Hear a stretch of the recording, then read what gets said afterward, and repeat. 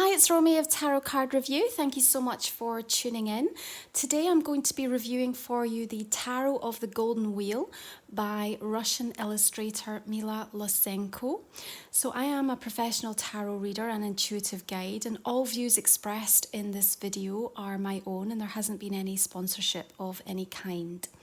So this is a deck that has only recently joined my collection, and I stumbled across this image that's actually depicted on the front of the box here, which is the Queen of Cups, and that was what really drew me in to explore where this deck came from and to see how I could get my hands on one. So the Tarot of the Golden Wheel is published by US Games, and you can find it via their website, but also it is available via Amazon, and there is a link for that in the description underneath the video. So what we can see with the box here is that not only do we have a depiction on the front of the Queen of Cups, we've also got further illustrations on the side, representative of some of the other cards, and even on the back there's some examples here, the Four of Wands and the Magician. So you're getting a little bit of insight into this beautiful watercolour, very Art Nouveau style from this Russian creator, Mila Losenko. So the box itself, incredibly sturdy. We have a beautiful, nice contrast of the purple lilac, and included within the box is an 84-page guidebook giving a really nice overview of all of the major and minor arcana. The author and creator of this deck has based the symbolism loosely on Rider-Waite, although there's some interesting departures in some of the cards, as she's taken influence from the Slavic folk culture, which is really beautiful. So it's a very comprehensive guidebook, very sturdy. And particularly if you're new to tarot and you want to connect specifically with some of the more unusual ways that she's represented the minor and major arcana, then it's a really welcome addition to that also. So the cards themselves, the particular image on the back represents this golden wheel, obviously the namesake of the deck, very important aspect to the Slovak culture. And again, the colour of this gold is shown repeatedly through the deck itself, and again, very important into the kind of roots and heritage. So I really like the back of the particular style of this deck. So in terms of the stock, we have a nice weighty feel, very luxurious. I will say the cards are incredibly silky and at times can feel a little bit slippy, so do expect that you're probably going to have quite a lot of flipped cards and cards jumping out as you seek to shuffle and kind of create your spreads with this particular deck. But it has a nice feel to it. The cards are also quite long in terms of the size, so again, it's just something to bear in mind. It just makes it a little bit harder for me to actually grasp them easily when shuffling, but it hasn't put me off because I still think this is a really beautiful deck to work with. So one of the things that I like to do in the review videos is to just ask the deck itself what energy, what message it would just like to put forth for this particular review in terms of how it wants to be seen, how it wants to be represented. So we'll go ahead and just do that right now. Pull a card from the Golden Wheel Tarot by Mila Losenko. So we have the card of the Strength depicted here. Beautiful card for it to bring forth for us. Of course, strength is about the way that we connect with our internal emotional landscape, that resilience that we build up over time, how we, through the myriad of experiences that we move through in our life, are able to create powerful new emotional tools that really can help us with new understanding, new awareness, new perspectives. But I love that this is also coming through as almost a message to say that this is a deck that can really help you. It can give you strength through understanding, through awareness, through revelation, and that, you know, coming away from any reading with the Tarot of the Golden Wheel, you are going to feel more empowered and more able to attune to yourself and your own wisdom. So beautiful card to come through. So just going to go ahead and walk us through each of the cards in this deck here. The first thing I do want to notice is that this deck is also borderless, which again is something that I really love when I'm personally working with the deck. The reason is that, you know, when we're doing spreads and we have cards side by side, I feel it's much easier to link them and to begin to tell the story as the colours and the movement and the figures merge with one another. So here we have the card of strength and also a depiction of the King of Cups, which is actually another favourite of my particular illustrations in this deck. You can see that each of the cards has a description on the bottom as to what the card is itself. So what we can notice is there's incredibly beautiful detail that the creator has been able to pick out using this illustrative watercolour effect. And I think that's so incredibly useful as a reader. You know, if you like very visual decks, if you are interested in kind of really linking in with the facial expressions, with the body language, but she also has all the beautiful details, the colour, the tone, the lightness, the shade. So for me, this is very rich landscape to work with as I'm connecting into the deck. We can see the kind of beautiful almost sense of intensity, that gaze that's coming from the King of Cups, just suggesting the depth of emotions coming through this. So I think she's captured the essence and the energy incredibly well of each of the cards with this particular depiction. So here we have the Three of Cups, and this nod to the colour of this gold that's very prevalent throughout the deck, coming through very strongly here. I also think she's been able to catch movement particularly well in this deck, which is also something that I really like. It's very easy to almost transport yourself into the card, to sort of feel the sway of the hay and the movement of the clothing and the way that these figures are interacting with one another, even seeing the way that the clouds are moving in the sky. So again, that is very helpful, I think, when you're trying to tell a story and you're trying to go deeper into the messages. Here we have the card of the Lovers. Queen of Wands, again, all of this nod to the red and the gold. So this particular creator has decided to call the pentacles or the coins wheels. So here we would have the Three of Coins or the Three of Pentacles. The rest are a little bit more standard, so we have Wands, Cups and Swords. Each of the aces have a depiction of an animal of some sort, and so for the Ace of Coins, Pentacles or Wheels here, we have the bull linking into that Taurus earth energy.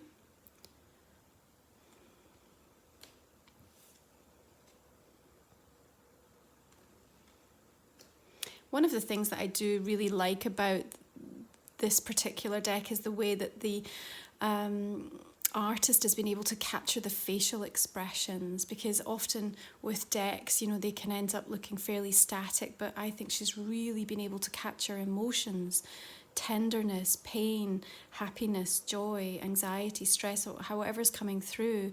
I just think she's done a particularly good job with that. So here's this Queen of Cups representative on the front of the box. As I said, the card that really drew me in to this particular deck.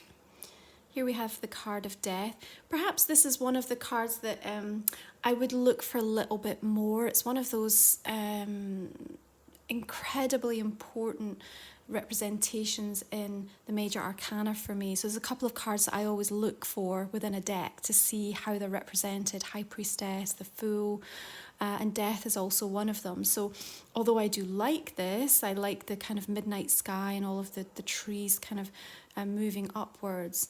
I would like to see a little bit more coming through, just to kind of link me into that very kind of scorpionic energy that Death brings. Again, the world is a bit of a different take from the traditional Rider-Waite. I like the fact that we have rich kind of spectrum of colour coming through here. It's not my personal favourite in terms of a depiction of the world, but I think it is a beautiful nod to the particular culture, the Slavic folk culture that the artist is resonating with overall in this deck. So it's very in keeping with the way that she's decided to approach this. Here we have the King of Swords. I do actually like the way that this has been represented. Two of Swords. And even though all of these colours are fairly muted, there's just still so much texture and tonality in it, and I think that really helps. King of Wands. If you do like very colourful decks, then I think you will be able to connect with this one particularly well. Beautiful depiction of the Two of Cups here. I love the cherry blossom that's coming through.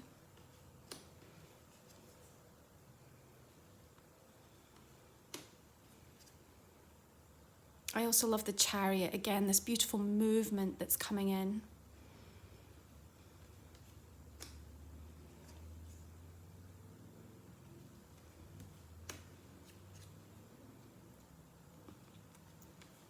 I think, you know, if you are a reader or if you're just a tarot deck collector or enthusiast, you always tend to have certain cards that you like to align with, that you feel particularly resonant with. And I'm sure that, in different decks you look to see how that's represented. Ace of Swords here, we have this snake kind of wrapped all around it. Again, you can really capture the tenderness that comes through with that Six of Cups. The Empress, again, another card that's very important to connect with for me.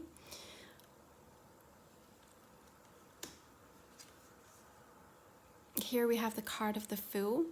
I think it does represent the deck well here, because what we're seeing is this lovely sense of adventure, this youthfulness, vibrancy, and there's like a freshness to the deck. It does feel like quite a young deck, even though it's really representing something from folklore, like ancient traditions. I still get this sense of fun and lightness and playfulness that comes through, perhaps capturing the essence of the artist herself.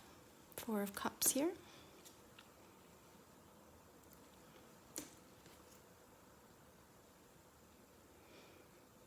I like the kind of almost underwater feel of the Hanged Man, which really links into that very Neptunian influence that it has.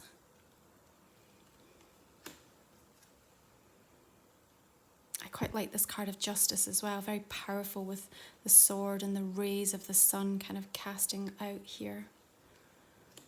Obviously we don't have the traditional scale shown, but it's still very effective and powerful. Nine of Cups here.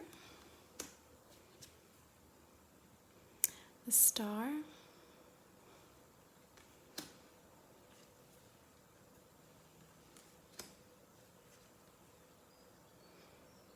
Again, I love this depiction of the sun, so much movement. You can almost kind of feel that grass swaying, movement of the horse, the cape billowing, and again, this beautiful big golden wheel represented.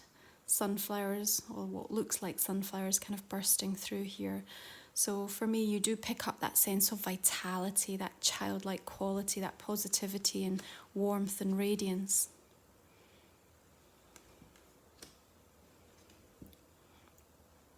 I particularly like the Eight of Cups here, as we have the nod to almost an eclipse with that ring of fire.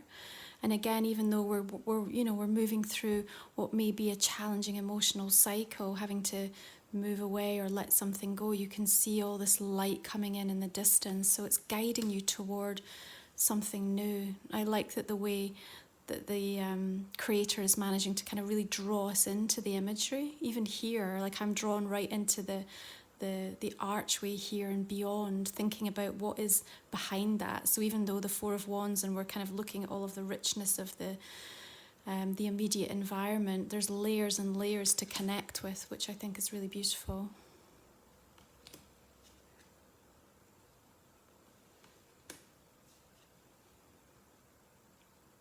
The moon here is an interesting take. The wheel here of the sun has been changed to this beautiful blue tone.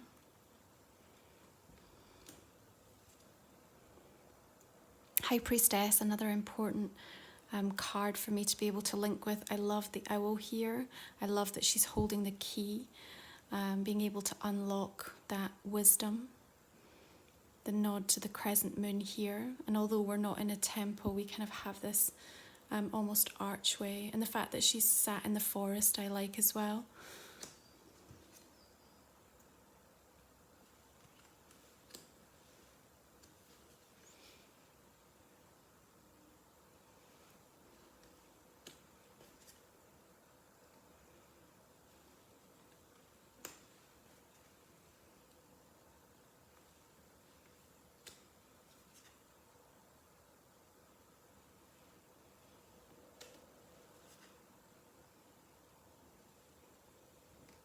Like even with this card with the Eight of Wheels, you just so pick up that level of concentration that the figure has here. But there's so much details going on, all of the shavings here and, you know, this little house in the background and the birds that are moving and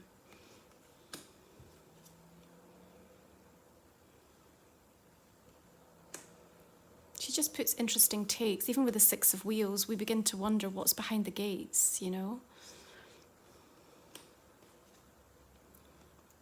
Card of the Magician, very vibrant, very alive, very focused.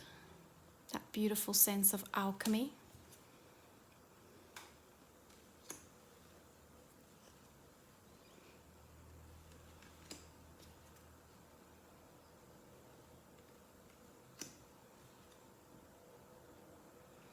I also like that the creator of this deck has chosen, you know, a good representation of both male and female figures in this deck. Card of Judgment here. This one feels a little bit, I don't know, I would like to see a little bit more coming through with this particular card. I do love the sort of angelic wings that are coming forth here and the little feathers that are falling. And this feels like almost ocean waves kind of beneath her. So although I love this as an image, for the card of Judgment, I still feel like I want to see a little bit more detail.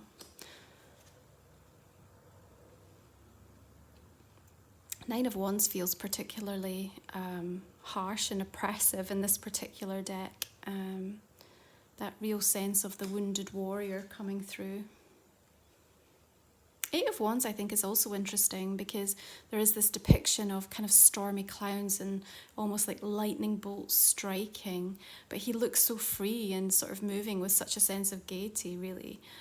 All this warmth and light behind him, but it's almost like depicting like he doesn't know what he's about to walk into. So kind of a different interpretation a little bit coming through with the Eight of Wands. The Devil's interesting as well.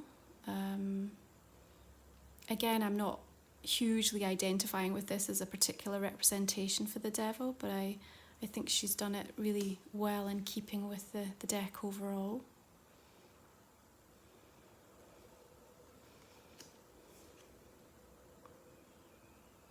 Wheel of Fortune, again, very interesting, really showing probably more starkly than perhaps other decks that, you know, our fate can move in these cycles, and sometimes we're in the flow and everything works to the positive, and other times we can go through that more challenging season or cycle or chapter in our life. The Tower.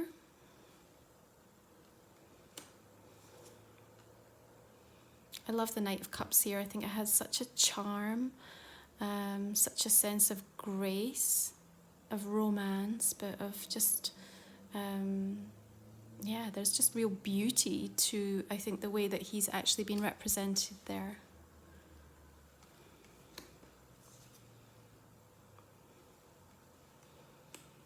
Again, I like with all of the knights that we have the movement of the horses coming through really strongly. Card of the Emperor. Ten of Swords.